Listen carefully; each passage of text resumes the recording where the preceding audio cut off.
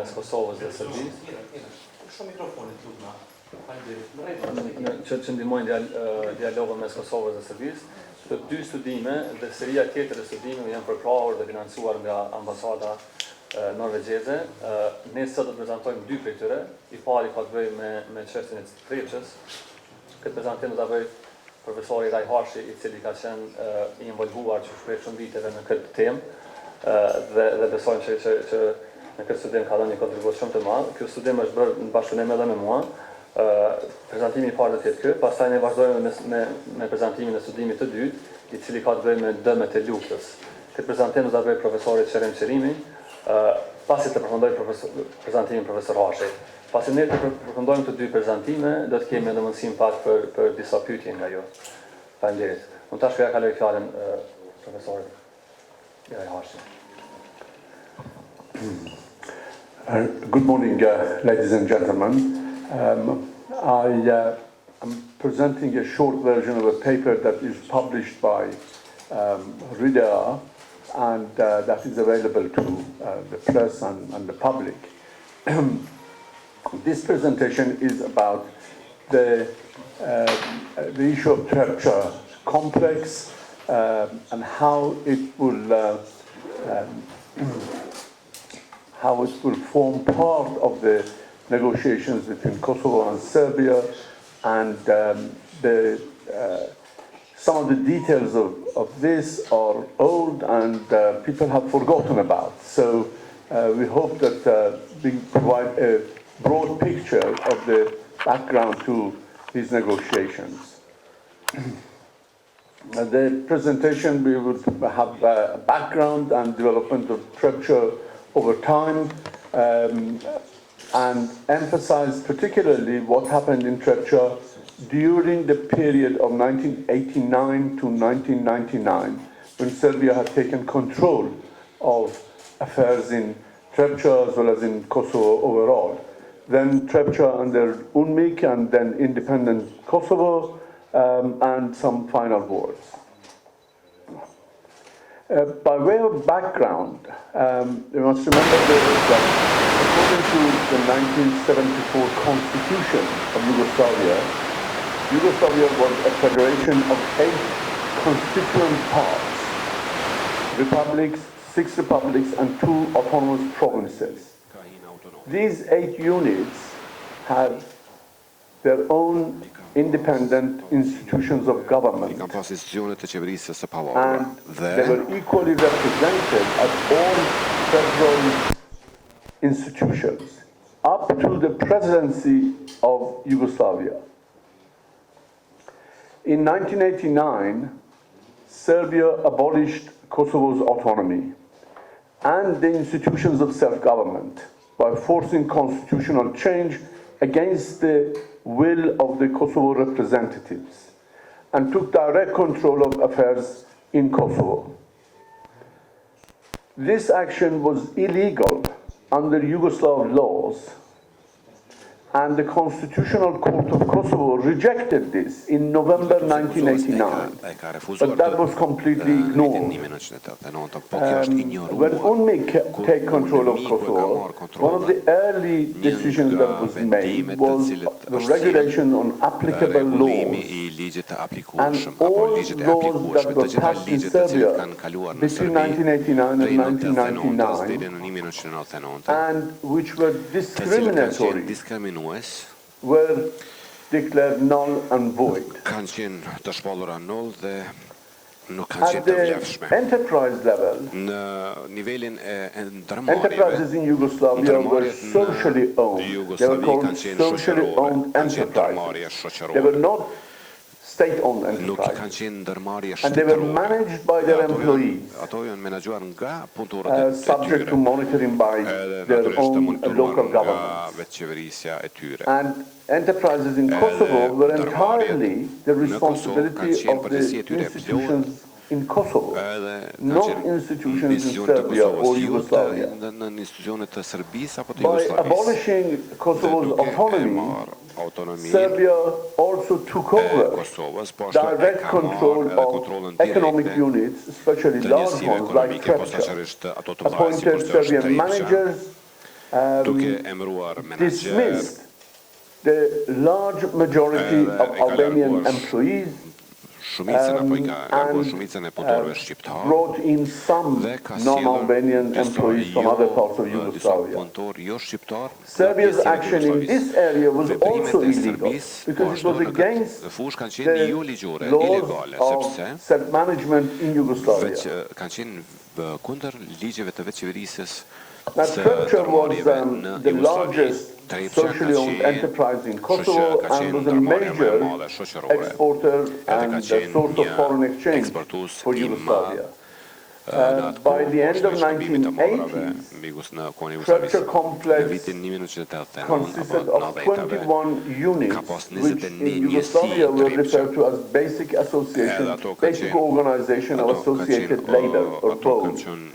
And each of these units were responsible for their own affairs and had their own board and general manager.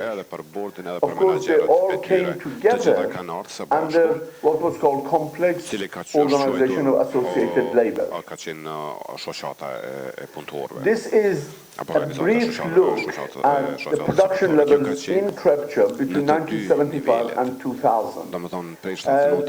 There are three colors in this graph. The bottom color, blue, is the production at the Stanter and Central mines. The gray is Artana and Southern mines, and the blue at the top is Kopanik and Northern mines. And you can see that production in the 70s and 80s were maintained at very high level, over 1.5 million tons of mineral ores, but in the 90s it begins to decline. Although the decline was started, but the sharp decline comes in 90, 91, 92, 93, and then gets really to very low levels before it starts to pick up again. But of course, in 1999 there was the war, and by 2000 production goes to zero. Almost. Only in the northern mines production continues. What happened during the so-called special measures? Serbia had appointed managers, Serbian managers to Trepçën and dismissed Albanian workers. This decade saw continual decline in Trepçën's production and deterioration of its financial and economic conditions. The main reason was that the newly appointed managers were political appointees. They were there to consolidate the power of Milosevic's regime. They were not experts in mining or metallurgical industry. And in addition to being political appointees, they were incompetent and also corrupt. The dismissal of Albanian workers and managers affected production quite seriously. Out of these 21 units of Trepçën, 13 of them had general managers who were Albanian. And these were all dismissed, as well as engineers. It was not possible to replace these people with competent managers and engineers. So, as we saw in the previous graph, the production declined in the 90s and particularly in the first part of 1990s. And of course, using the political connections with banks and other companies in Yugoslavia, and particularly in Serbia, they managed to keep the company afloat by borrowing. So companies' debt continually increased. And not only to electricity companies and similar suppliers, but also to other companies. This is let me go to the graphic. Kur It shkojmë shows te this much grafikoni, better. kjo This tregon is pak më mirë. the Kjo është ethnic composition është of një employment kompozicion in Trepçën etnik between i in 1989 and 1990. domethënë prej 89 deri në 99. In 1989, looking at the total, duke the last shiquar two bars, në dy Trepçën had 13,000 employees, ka pas 13.000 punëtor Trepçë and it was reduced to dhe është zvogluar 5,700. në 5.700. But what is important Po is çka është me rëndësi in individual units. njësitë The individuale Albanian employees shqiptarët were punëtorët shqiptar 3,061 kanë qenë in standard. 3160 në standard. They were reduced to 717. Ata janë zvogluar në 770. In around Ardana and Kishnitsa area, it was 3,400 was reduced to 1,200. Domethënë në 1200. And similarly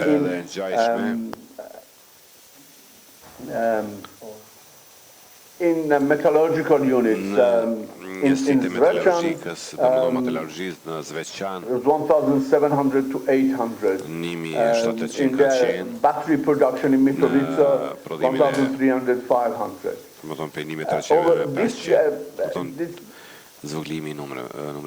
So the large majority of Albanian employees were dismissed. The exact figures are in this table. Tu e kemi figurat apo shifrat e sakta në këtë tabelë. In all units, the total, there were 9,000 Albanian employees. They were reduced to 436, almost 5%. 95% were dismissed. The number of Serb employees increased from 3,700 to 4,600 because they also had difficulty recruiting people from other parts of Yugoslavia to come and work in Kosovo. Of course, they were also had difficulty recruiting qualified people, engineers and managers who knew about mining industry. And from other nationalities, the number increased only slowly, from 500 to 640. But the main draw is in this 9,000 Albanian employees who were reduced to 436. And this naturally affected production. Corruption was particularly rife in Trepçën. Particularly around 1995, one of Milosevic's associates called Novak Bjelic, he was appointed as the general manager of Trepçën. He had many private companies and used his private companies and political connections to basically siphon off, or tunnel as it's called now, companies, assets, these private entities. He also had close relations with a number of foreign companies who were either suppliers or purchasers dealing with Trepçën, who later on became claimants against Trepçën. Bjelic remained in charge of Trepçën even after Umbic until Milosevic was in power. And once Milosevic fell, of course, he was dismissed and he was indicted on criminal charges in Serbia. So this was the state of affairs in Trepçën during this period. Now, it's not the responsibility of Kosovo that these things happen. Serbia was in charge and it's entirely Serbia's responsibility. But one of the most important things, and probably the most devastating thing that Serbia did, was to change the ownership structure of Trepçën during this period. There was a law on social capital, which was called Markovic law, which could be used to privatize companies in Yugoslavia. And all over Yugoslavia, some companies were transferred under Markovic law. The decision on transformation had to be made by employees of the company. They converted the company to a share-owning company, a joint stock company, and shares could either be transferred to development funds or pension funds or sold to employees or to outsiders, so that new capital comes into the company. During this period, the management used Markovic law to transfer shares of Trepçën partly to Serbian Development Fund and partly to either individuals or companies, in particular companies who were creditors of Trepçën. They couldn't pay the loan back, so they gave them shares instead. And there is a table that shows this transformation in the early 90s and in 1999. So the social capital, in other words, the ones that remains in the hands of the society, was already 25%, and reduced to 25% from 100%, and was about 31% at the end of the decade. Fund for Development of Serbia was the main owner of Trepçën in 1992, so they had already transferred 63% of shares of Trepçën to Serbian Development Fund. Other parts of shares, you can see they were transferred to Jugobanka and other companies. This table is large and it's on several slides. I'll keep switching between them just to show something. And again, in 1992, the first column, you can see that banks, insurance companies, and various institutions have small shares of Trepçën. But by 1999, the shares had been transferred away from Serbian Development Fund, but to banks and insurance companies who were creditors of Trepçën. They couldn't pay their loans back, so they gave them shares. So,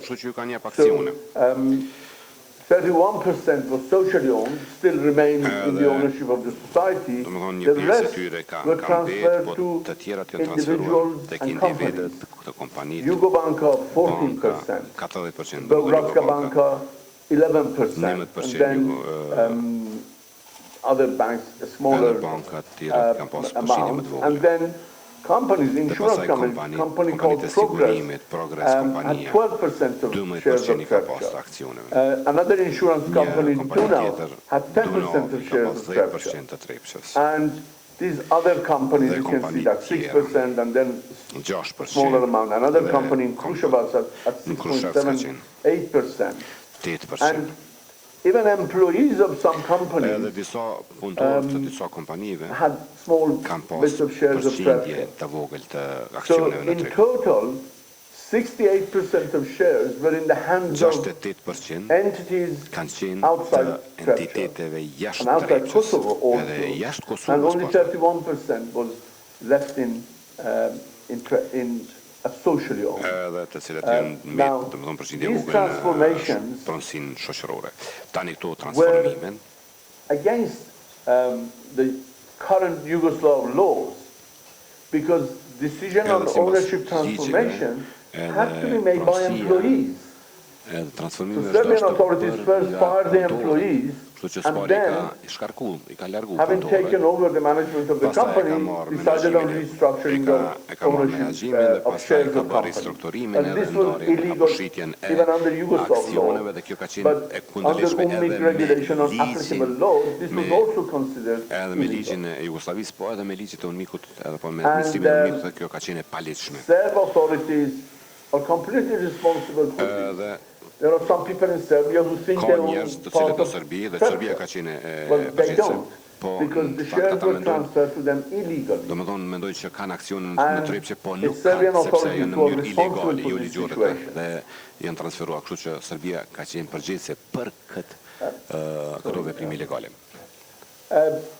Trepçën also had formal debts, because some of its debts was transferred exchanged with shares. Borxhe dhe But disa it had janë debt to tax përkthyer authorities, me it had debt to suppliers, ka pas there were court borxhe decisions against Trepçën nga and furnizuesit, banks. fornitorët, ka pas nga bankat, So ka pas edhe altogether there akuza, was a padi, 76 million 67 milion euros euro, debts, të it cilat was official debts of cilat kanë qenë of zyrtare Trepçën. të Trepçës. There were also some unofficial pas debts, edhe which disa- are called off-balance sheet debts, which are in the Domethënë, report, disa but borxhe they're mainly claims of jashtë companies who letrave were apo filed in jashtë asaj letrës 2001 apo in listës, Serbia edhe të cilët against janë Trepçën. formuar And domethënë these për are mainly Trepçën, suppliers 2000 ata janë furnizuesit, and creditors domethënë who were not paid for whatever they të cilët sold to apo Trepçën or punëkryesit, whatever advance they çfarë made do që është to bërë nga Trepçën. ata apo çfarë do avansimi apo punë që kanë kryer për Trepçën.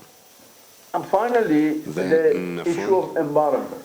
Çështja e Environmental ambientit, damage in mjedisit, Trepçën is domethënë extensive. dëmi i There have mjedisit been që është numerous bërë nga Trepçja reports është shumë by e madhe, ka various pas shumë raportime nga agencies and agencionet të organizations, ndryshme, and they all organizatat të ndryshme, highlight dhe të the gjitha environmental damage to water, dëmin soil, në environment, në air, ujë, në everything. tokë, në ajër. During the decade of 1990s, Domethënë gjatë Serbian viteve authorities who were in charge of Trepçën made autoritetet serbe no kanë attempt qenë to mitigate Përgjithësi, against kështu this që nuk ka pas environmental nuk ka damage. pas kur Their main faqëllime aim was që to ta increase zvogloj production, ta zvogloj dëmin në mjedis në ambient, po vetëm ta so that they ngrisë could produktin, prodhimin dhe të repay shesë the company's të debts. paguaj And borxhet e attention to kompanive. environment was almost non-existent. And Kujdesi therefore, all për these mjedisin ka qenë fare inexistent.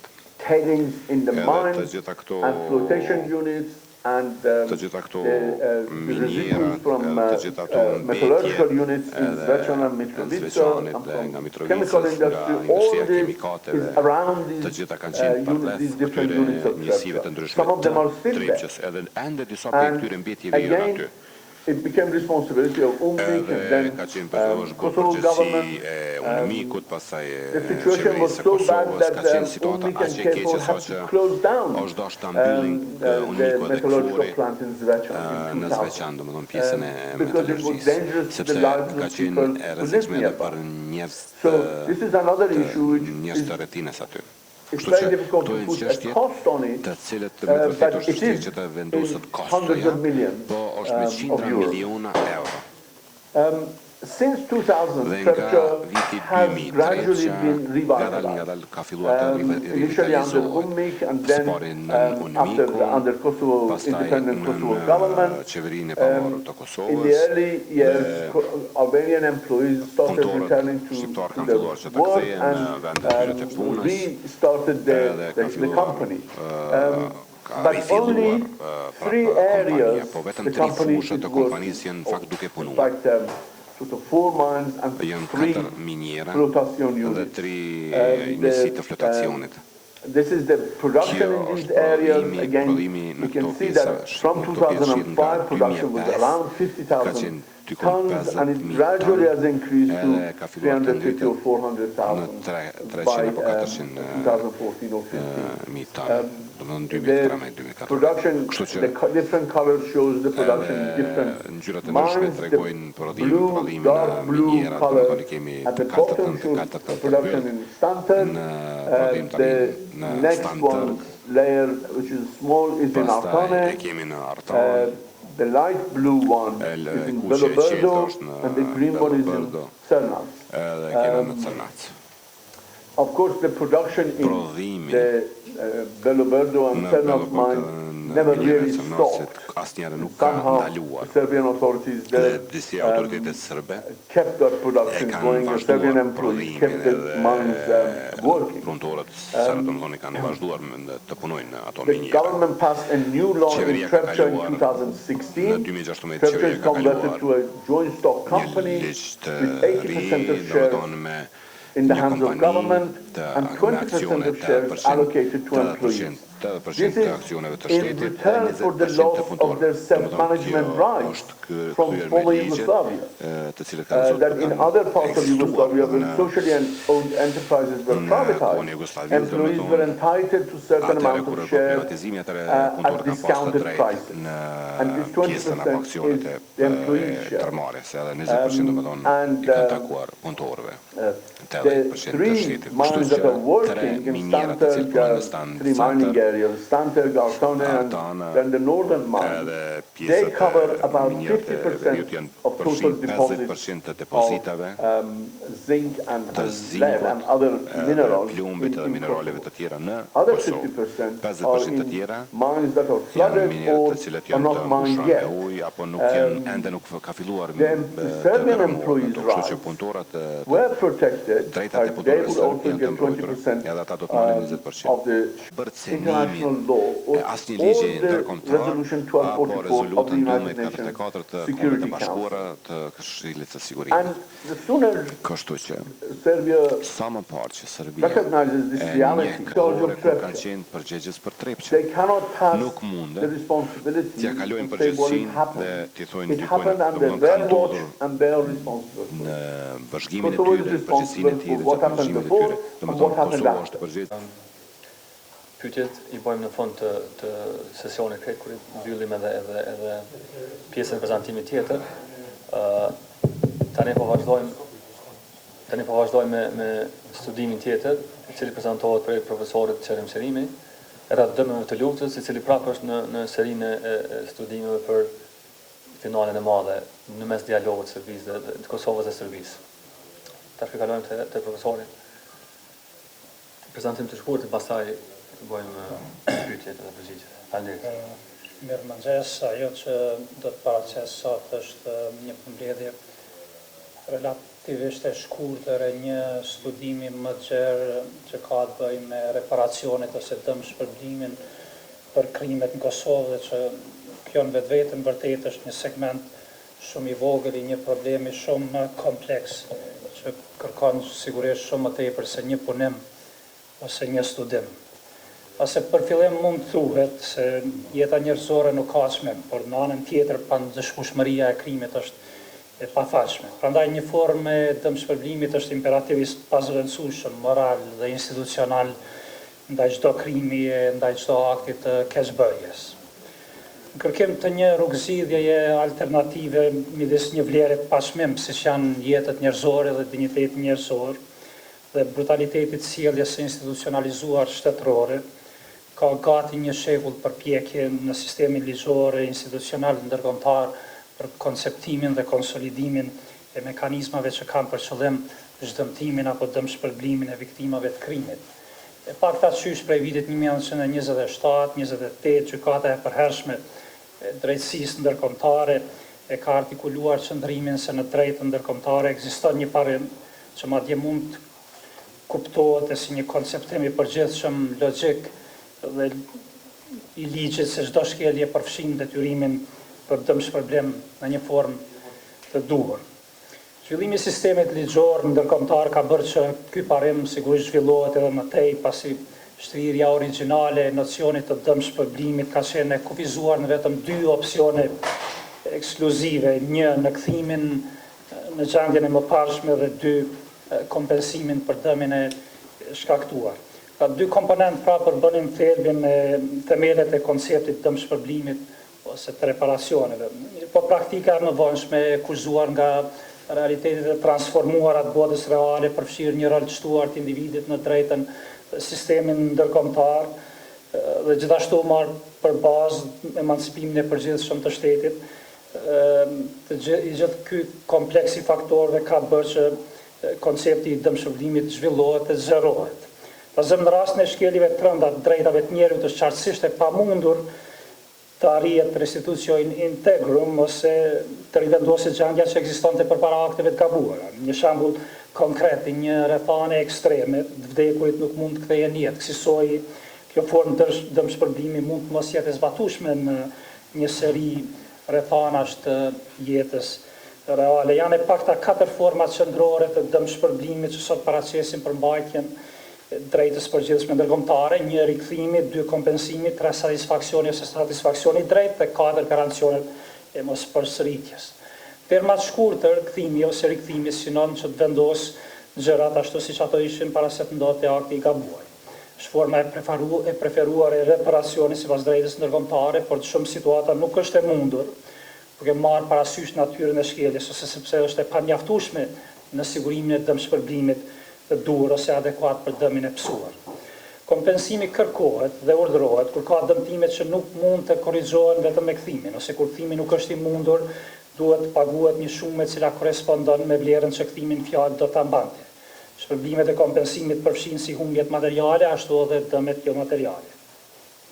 Satisfaksioni është një formë tjetër e reparacionit e njohur nga e drejta ndërkombëtare. Në gjykimin ndërshtetëror ajo ka një karakter të jashtëzakonshëm, pasi shfaqet vetëm kur kthimi dhe kompensimi nuk arrin dëmshpërblim të plotë dhe u referohet dëmtimeve që nuk janë financiarisht vlerësueshme dhe ose cilat përbëjnë thyrje ndaj shtetit. Dhe së fundmi garancionet e mospërsëritjes janë masa që synojnë të adresojnë rrënjët e shkaqet strukturore të shkeljeve. Sfera më specifike të fushës drejtës ndërkombëtare, sikurse është e drejta ndërkombëtare për drejtat e njerëzit dhe e drejta ndërkombëtare penale, njohin edhe rehabilitimin si formë të nevojshme për korrigjimin e dëmeve të shkaktuara nga shkeljet e rënda të drejtave të njerëzit. Është në këtë formë të dëmshpërblimit që ideja e kthimit plot kushtimisht mund të materializohet, nëse rehabilitimi interpretohet si një masë gjithë përfshirëse e cila jo vetëm që përfshin kujdesin fizik dhe psikologjik, po edhe shërbimet sociale dhe financiare që mund të përfshin komunitetin ku i takon viktima. Historikisht në përgjithësi, në vërtetë e drejta ndërkombëtare ka konceptuar dëmshpërblimin si masë ndërshtetërore ose si detyrim ndërshtetëror. Sot megjithatë ky koncept ose kjo masë duhet parë në dritën e transformimeve rrënjësore të detyrimeve të shteteve, cilat veçanërisht në kontekstet e drejtave të njerëzit, të drejtës humanitare dhe të drejtës ndërkombëtare penale janë të lidhura me përgjegjësinë ndaj individëve. Tazëm detyrimi i Serbisë për të ofruar dëmshpërblim për shkeljet në masë të drejtave të njerëzit në Kosovë dhe drejtës ndërkombëtare humanitare që rrjedhin nga konventet ndërkombëtare në të cilat Serbia është palë, nënkupton përgjegjësinë e shtetit për dëmet e shkaktuara nga organet e zyrtarëve të saj ose personat e tjerë që kanë vepruar sipas udhëzimeve ose nën drejtimin dhe kontrollin e shtetit. Për qëllimet të studimit që po paraqitet sot në vendosjen e kornizave të përgjithshme të keqbërjes në Kosovë, bazë kryesore referenciale kanë qenë thënë ata autoritative, si cilësore ashtu dhe kuantitative, të prodhuara dhe të publikuara nga mediumet pavarura ose forumet institucionalizuara gjyqësore, sikurse është rasti me Tribunalin Penal Ndërkombëtar për Jugosllavinë ose organizata tjera ndërkombëtare që kanë një kredibilitet veçantë, sikurse është rasti me Human Rights Watch, Amnesty International dhe të tjera, që kanë shfaqur specifikisht një shkallë të lartë objektivitetin, krijimin dhe prezantimin e fakteve përkatëse. Megjithatë, në një fazë përfundimtare serioze institucionale qoftë në proces të vetë dialogut ose si mekanizëm që mund dalë nga marrëveshja e mundshme e dialogut, për shembull një proces gjyqësor ose arbitrazhi i ardhshëm, shkalla dhe shtrirja e saktë e dëmit shkaktuar në dhe ndaj Kosovës mbetet edhe më tej të përcaktohet. Nuk ka pasur deri më tash një ndërmarrje institucionale shtetërore që ka arritur efektivisht të bëjë përcaktime të tilla sakta dhe autoritative të shkallës e shtrirjes së dëmeve të luftës në Kosovë dhe për masave të reparacioneve që mund kërkohen. Një gjë e tillë përfundimisht e pashmangshëm kërkon të dhëna që janë të sakta, të matshme, të mbështetura. Më tej kërkohet ekspertizë ngushtë e autoritative profesionale për fusha e sektorit specifik.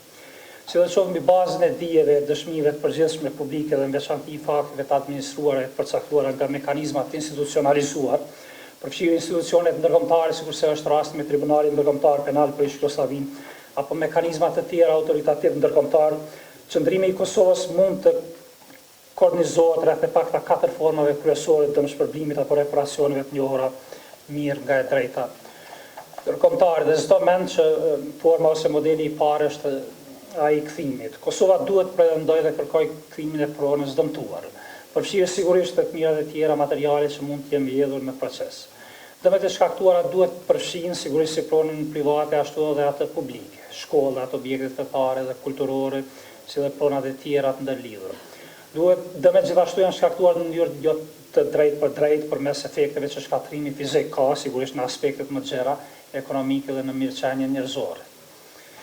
Forma e dytë e kompensimit që mundet duhet kërkohet, forma e dytë e dëmshpërblimit që mundet duhet kërkohet në këtë rast është kompensimi. Kompensimi material duhet kërkohet për një seri dëmesh materiale dhe jo materiale ose jo financiare, të shkaktuara nga shteti i Serbisë ose Republika Federale e Jugosllavisë, shtet vazhduesi së cilës është Serbia, siç është konfirmuar edhe nga Gjykata Ndërkombëtare e Drejtësisë vitin 2007 në rastin e ashtuquajtur të gjenocidit. Kompensimin në praktikën ndërkombëtare është kërkuar dhe sipas rastit është urdhëruar nga ana e gjykatave në rastet kur ka dëmtime të cilat nuk mund të korrigjohen vetëm nga kthimi, siç është rasti i shkeljeve të rënda të drejtave të njerëzit. Kompensimi përfshin humbjet materiale si humbja e të ardhurave, e kursimeve, e pasurisë ose pensioneve, shpenzimeve mjekësore e të tjera, që dhe dëmet jo materiale si dhimbjet dhe vujtjet, ankthi mendor, poshtrimi, humbja e gëzimit jetës dhe humbja e shoqërimit ose e shoqërisë. Në rastin e Kosovës, kompensimi mund të kërkohet në mënyrë të vlefshme për gjitha kategoritë e identifikuara dhe të diskutuara në këtë studim dhe që mund të dokumentohen edhe më tej në format më të sofistikuar institucional. Vrasjet, 2 persona dhe pagjetur, 3 burgosurit, 4 shkatrimi i pronës, 5 dhunimi dhe format e tjera dhunës seksuale dhe deportimi masiv. Në rastin e humbjes njerëzore, kompensimi mund bëhet një nga gjërat më komplikuara, pasi jeta është për kufizimi e pashmim dhe asnjë shumë specifike, pavarësisht se sa është e madhe ajo dhe e rëndësishme, nuk është moralisht e përshtatshme dhe e mjaftueshme. Sidoqoftë me gjithë brutalitetin e saj njerëzor dhe intelektual, kërkimi i një forme të kompensimit material për humbjen njerëzore ndonjëherë mund sigurojë një lloj kënaqësie të pjesshme për familjarët e mbijetuar. Në të vërtetë nuk është e pazakontë në jurisprudencën e gjykatave ndërkombëtare dhe atyre rajonale, sidomos atyre që kanë jurisdiksion në fusha cilat kanë bëjnë me drejtat e njerëzit, të urdhërojnë shtetet përgjegjëse që të paguajnë shumë të caktuara në lidhje me dëmin moral ose jo material për humbjen e të afërme të ngushtë të familjes. Gjithashtu në lidhje me kategoritë e tjera të identifikuar, siç janë personat e zhdukur ose burgosurit, dhunimet ose format e tjera dhunës seksuale ose deportimi masiv, vujtjet e mëdhenjshme mendore dhe fizike mund të jenë dhe në shumë raste në të vërtetë janë përtej një proporcioni adekuat kompensimit. Dhe edhe nëse një shkallë e caktuar e kompensimit mund të konsiderohet e përshtatshme, shuma duhet të jetë veçanërisht e lartë e matur kundrejt standardeve më rigoroze. Shtreti një formë tjetër e dëmshërbimit është ajo e satisfaksionit që mund të manifestohet përmes kërkimfaljes. Satisfaksioni është një nga format potenciale të reparacionit e njohur nga e drejta ndërkombëtare. Praktikën ndërshtetërore në parim del në pak kur kthimi dhe kompensimi nuk arrin në reparacion ose dëmshpërblim të plotë ose kur dëmet nuk janë financiarisht të matshme dhe përbëjnë një thyrje ndaj shtetit. Kështu në masën që Kosova konsideron se kthimi dhe kompensimi nuk arrin në reparacion të plotë nga Republika e Serbisë për keqbërjen e saj në Kosovë. Kosova mund dhe duhet të insistojë në një kërkimfalje formale nga Republika e Serbisë përmes një deklarate të qartë për pranimin e fajet për krimet e kryera në Kosovë, që të paraqitur publikisht nga kreu i shtetit serb ose të përfshirë në një dispozitë marrëveshjes përfundimtare. Dhe sfundmi garancionet e mospërsëritjes. Duke marrë parasysh aspektet historike veçanërisht përbojnë gjatë dekadës fundit të shekullit të kaluar, Kosova mund të kërkojë edhe marrjen e garancioneve formale nga Republika e Serbisë për mospërsëritjen e shkeljeve ose keqbërjeve të kaluara, që njëkohësisht do të mund të paraqisin edhe njojë dhe pranim të fajet. Ky është fundi i përmbledhjes së studimit që ka të bëjë me reparacionet. Ju falenderoj për vëmendjen dhe sigurisht pranin tuaj. Nëse keni ndonjë pyetje, besoj që mund t'i adresojmë proces. Faleminderit shumë, profesor Çerim. Tani nëse kemi ndonjë pyetje, mund të adresojmë të dy panelistët. Ka dikush ndonjë pyetje? Apo mund të diskutojmë pastaj? Po.